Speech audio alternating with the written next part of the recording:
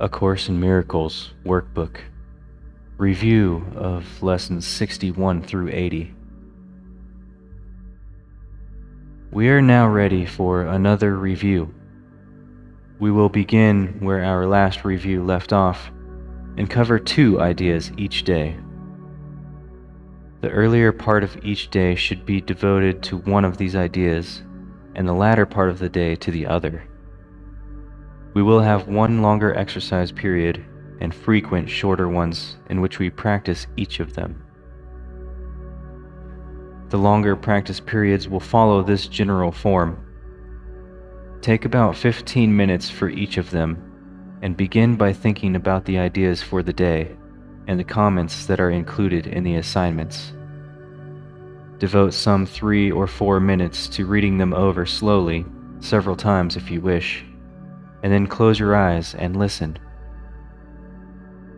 Repeat the first phase of the exercise period if you find your mind wandering, but try to spend the major part of the time listening quietly but attentively. There is a message waiting for you. Be confident that you will receive it. Remember that it belongs to you and that you want it.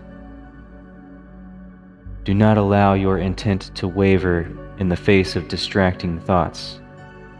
Realize that, whatever form such thoughts may take, they have no meaning and no power.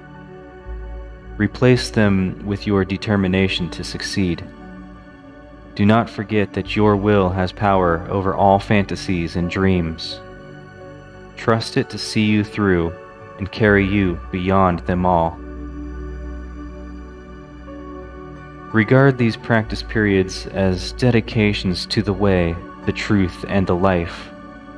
Refuse to be sidetracked into detours, illusions, and thoughts of death. You are dedicated to salvation. Be determined each day not to leave your function unfulfilled.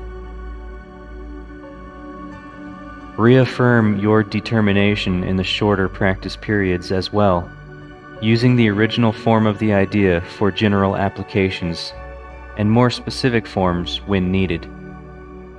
Some specific forms are included in the comments which follow the statement of the ideas. These, however, are merely suggestions. It is not the particular words you use that matter.